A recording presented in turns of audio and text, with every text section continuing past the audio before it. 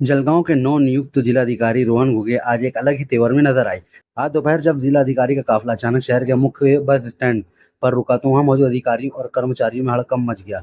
किसी को कानो कान खबर नहीं थी कि जिले का मुखिया खुद व्यवस्थाओं का जायजा लेने जमीनी स्तर पर उतरने वाला है। निरीक्षण के दौरान जिलाधिकारी रोहन घुगे ने बस स्टैंड के चप्पे चप्पे का मुआयना किया। इस दौरान उन्होंने पाया कि बस स्टैंड पर साफ सफाई की स्थिति बेहद दयनीय है। सुलभ शौचालयों में गंदगी का अंबार लगा था। पीने के पानी की व्यवस्था सुचारू नहीं थी और यात्रियों के बैठने के लिए बेंच टूटे हुए पाए गए। यात्री सुविधाओं के नाम पर हो रही इस लापरवाही को देख जिला अधिकारी का पारा चढ़ गया। अधिकारियों को लगाई खूब फटकार। दिए अल्टीमेटम पर मौजूद एसटी डिपो के अधिकारियों और संबंधित विभाग के जिम्मेदार कर्मचारियों को जिला अधिकारी ने जमकर फटकार लगाई। उन्होंने दो टोक शब्दों में कहा कि आम जनता और यात्री टैक्स भरते हैं, उन्हें इस तरह की नारकीय स्थिति में रहने के लिए मजबूर नहीं किया जा सकता। उन्होंने अधिकारियों को सख्त लहजे में निर्देश दिया कि बस स्टैंड परिसर की सफाई तुरंत युद्ध स्तर पर शुरू की जाए।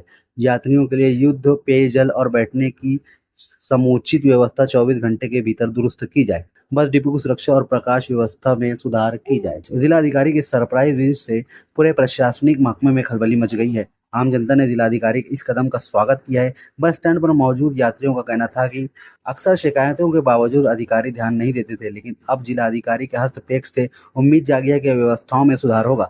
जिला अधिकारी रोहन घुगे ने स्पष्ट किया है कि वे भविष्य में इसी तरह के औचक निरीक्षण जारी रखेंगे और लापरवाही बरतने वाले किसी भी अधिकारी या कर्मचारी को बख्शा नहीं जाएगा। आता आपल्याला सर्वांना असलेल्या कल्पनेप्रमाणे उन्हाचा तडाखा वाढत आहे, उन्हाची काहिली वाढत आहे आणि त्यामुळे ज्या पब्लिक प्लेसेस आहेत जिथे जास्तीत जास्त नागरिकांचं येणं जाणं असतं, सामान्य नागरिकांचं येणं जाणं असतं, त्या सुस्थितीत असणं फार आवश्यक आहे। तिथे पिण्याच्या पाण्याची व्यवस्था, सावलीची व्यवस्था असणं आवश्यक आहे, स्वच्छता व्यवस्थित असणं आवश्यक आहे, जेणेकरून ह्या उन्हाच्या तडाख्यापासून लोकांना आपल्याला प्रॉपर वाचवता येईल। तर त्यासाठीची जी पूर्ण उपाययोजना आहे ती बघण्यासाठी म्हणून आज बसस्टँडला व्हिजिट करण्यात आली। बसस्टँडला व्हिजिट केल्याच्या नंतर इथे पाण्याची व्यवस्था अगदी चांगल्या प्रकारची आहे। थंड पाणी, आरोचं पाणी देखील उपलब्ध आहे आणि स्वच्छतेबाबत थोड्या सुधारणा करण्याची आवश्यकता आहे, त्याच्या सूचना देण्यात आलेल्या आहेत। नागरिकांसोबत पण चर्चा करण्यात आली, त्यांनाही काय काय अडचणी येत आहेत त्या विचारण्यात आल्या।